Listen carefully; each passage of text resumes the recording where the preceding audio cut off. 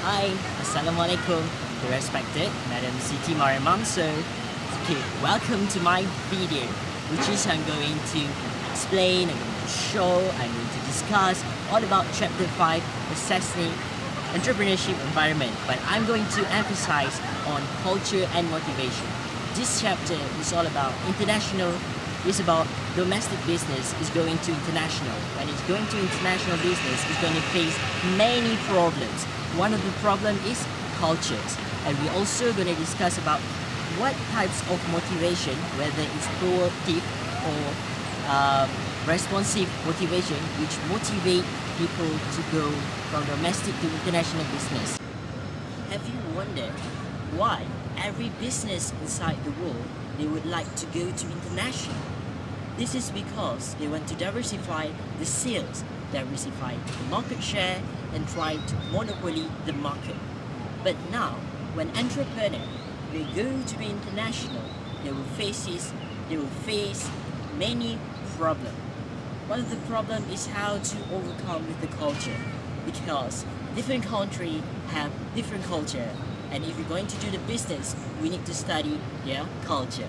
Culture is about a group of people has common ways of thinking, behaving, and what they learn from their ancestor and social organization. So when we're going to open a new business in a foreign country, which is in other words become international, we must learn and study the particular foreign country culture. So if we study their culture, we can open our business successfully at that place, because they will fit that our business. Language is a system of communication used by a particular country or community. An entrepreneur should know well how to communicate in foreign language in order to run business in that particular country. First point of culture, which is language, my first example is IKEA. IKEA is a Swedish company which is HQ in the Netherlands.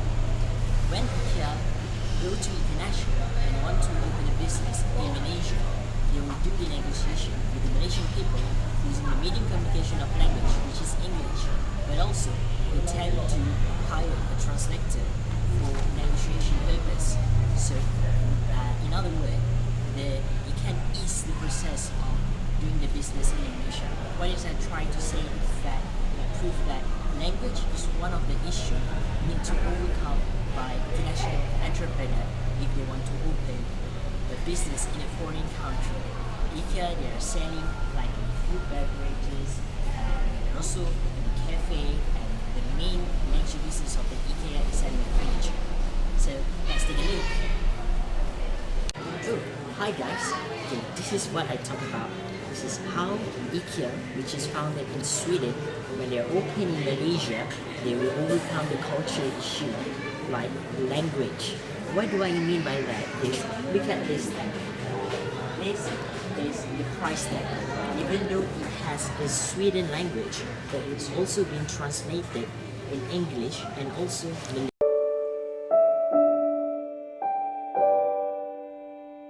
When they use a price tag in Bahasa Malaysia, it is easy for Malaysian people to understand about the price, about the product description. So when they understand, they will buy the product. This is proof that language is one of the culture issue need to overcome by international business entrepreneur in order to open a successful business in a foreign country.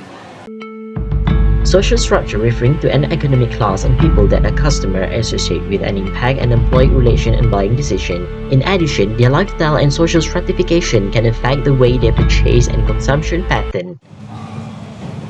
This point is about culture of social structure. The best example I can give to you is Starbucks. Starbucks was founded in Seattle, Washington, D.C. Then it go international by opening one of the branch in Malaysia, in the Jalan Tunku Abdul Rahman in the late of 1970s. My question is, all over the places, why would Starbucks pick Tunku Jalan Abdul Rahman as a first outlet? This is because Starbucks studied about the culture in Malaysia in terms of social structure, which is about the consumption pattern, the purchasing power of the consumer. And that in Jalan Tunku Abdul Rahman, the purchasing power is very high when they're able to open it store in that jalan, so that the consumer were able to buy and their brand become famous and successful. Until now, Starbucks has opened about hundreds of outlets in Malaysia. Religion is the belief in and worship of a superhuman controlling power, especially a personal god. Majority population in Malaysia are practicing Islam. Therefore, if the entrepreneur selling non-halal food in Malaysia, the target market is limited. Okay, the religion culture factor, my example is McDonald's. Why would I choose McDonald's? Because when you go international in the industry of the food and beverages, most of the issue for culture is about halal food. McDonald's, when you go international, it open in a Muslim country like here in Malaysia, it will face with the non-Muslim and Muslim issues. If they sell non-halal food, only non-Muslim can buy, but Muslim cannot. But the population in Malaysia, majority is Muslim, so they need to comply with Sharia of Islam. By selling the halal food, their target sale can be diversified. So somehow we have proved that McDonald's has successfully overcome the culture issue of religion. The political and economic philosophy of a country significantly impact the entrepreneur and their decision on market entry and how to do business in a country or foreign country. In other words, a country who has a leader that supports free trade can influence the role it plays in embargoes, trade section, and export control. The best example I can give to you under the factor of political and economic philosophy is Proton. In the late of 1989, Proton chose the United Kingdom as a place to export Proton Saga. This is due to European market trade, free trade, and encouragement by Malaysia political at that moment by Tun Dr. Mahathir. When Proton successfully export the Proton Saga at United Kingdom, he has set for the best-selling car at that moment. Entrepreneurs are educators. Why would I say that? Because whenever they're introducing new product in the market, they have to educate consumer on its value and how to use it. Important for entrepreneurs to acknowledge the education level of particular foreign country before sell their product at international level. Otherwise, the culture of consumer in particular country may not able to understand or aware the value of the product, which result in they did not buy the product. Hello, sir. Hi. Can I have a minute? Yeah, sure. So, do you know anything about smartwatch? Ah, I see. I've heard a lot of advertisement about this. Do you have any intent to buy it? Yes, I do. Oh, okay. Thank you, sir. Alright. Education background is one of the culture factor. An entrepreneur should know a foreign country educational background before they export their product.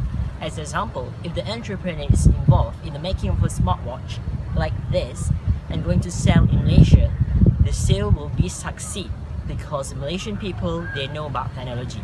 But if they sell to Indonesia, the sale will not be as boom as in Malaysia because Indonesian people, their technology is at low level. Acknowledge manner and custom of foreign business ethic is absolutely a must for an entrepreneur in the key of business transactions such as negotiation. Example: Malaysia and Japan, the negotiation. Proton and Mitsubishi, how Malaysia deals with Japanese culture. One of the custom and manner Malaysian people do respect while doing business with Japanese is Malaysian people handle the Japanese business card carefully as it means a lot to them.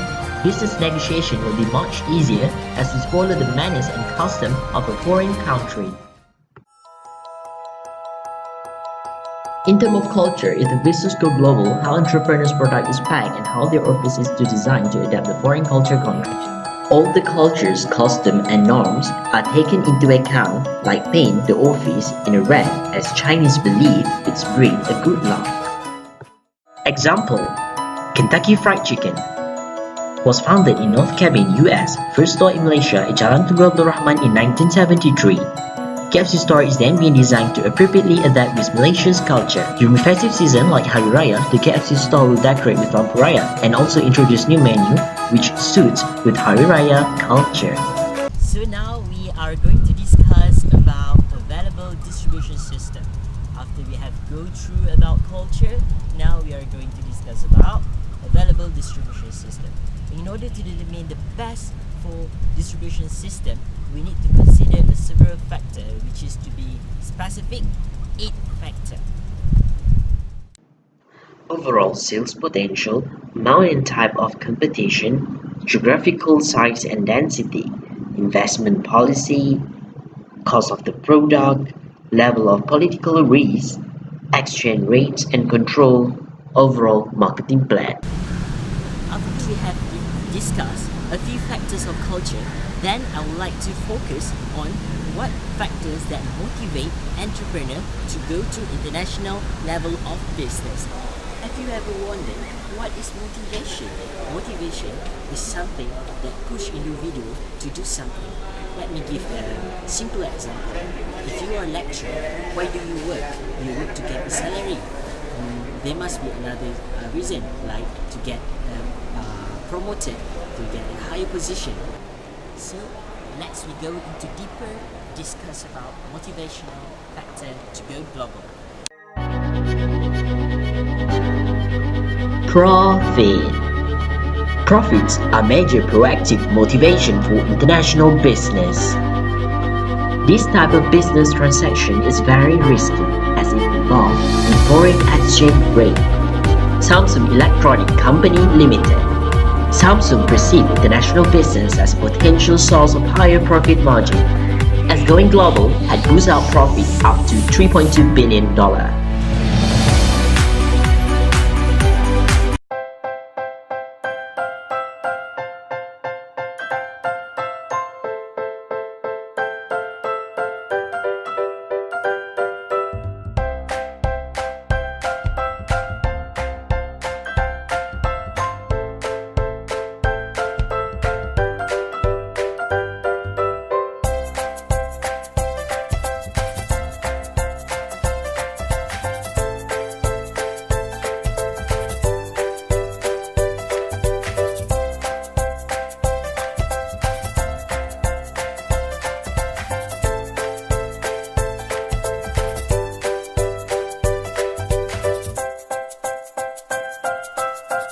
Sonic, your enjoyment.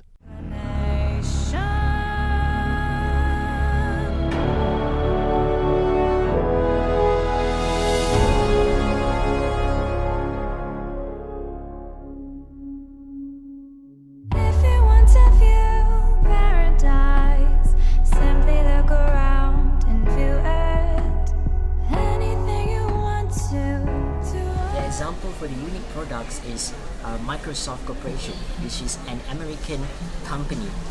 When we say they offer a unique product, they offer a unique product because only Microsoft at that time able to come out with a software like Windows and Microsoft Office. Do you ever imagine that all over the world use their product? But then, in the 20s, the competitor start enter the market like Apple. So, but previously, it's still proven that Microsoft has monopoly the market share. They go international by offering a unique product like Windows and Microsoft, which all over the world use their software.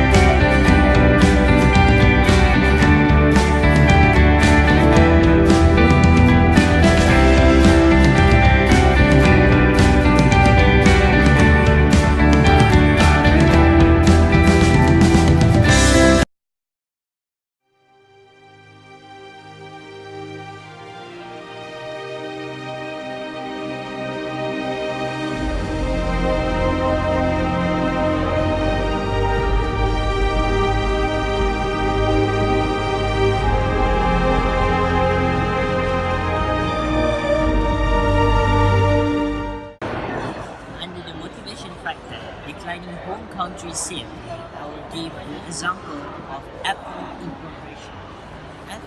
Apple Incorporation was founded the 1st July 1976 in Virginia, USA. Then, his first retail Apple store is at California, United States of America.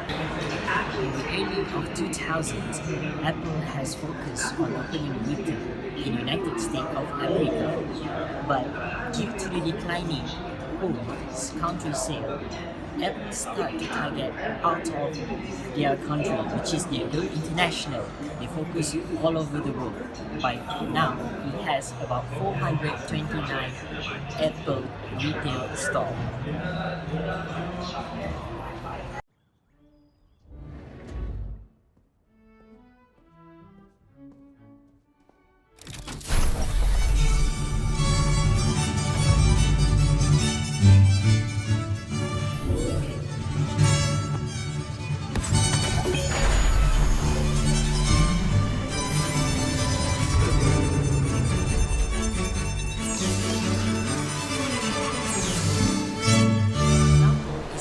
Corporation, which can we have a look inside this menu.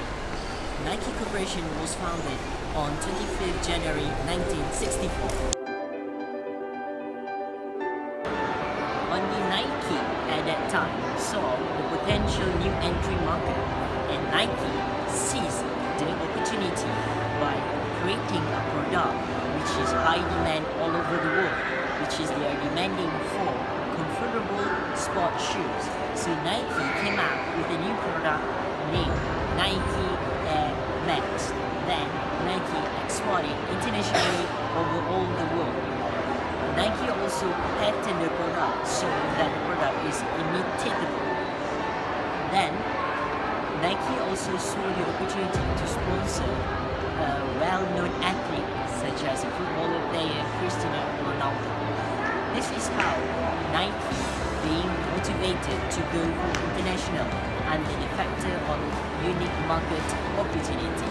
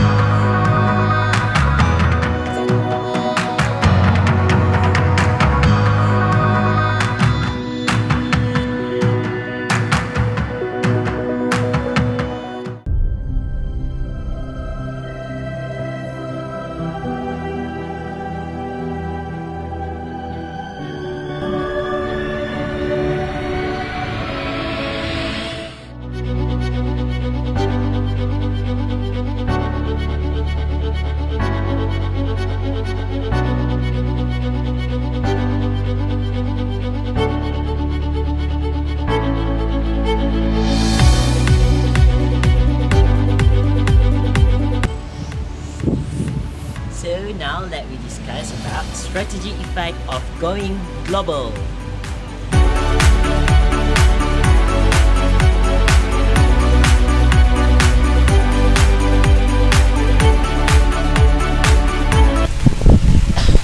So overall, I can conclude that entrepreneur, if they want to go to international, they must overcome the culture issue and they must have the motivation. So these two things are very crucial. So, madam, I would like to say thank you very much for watching my video.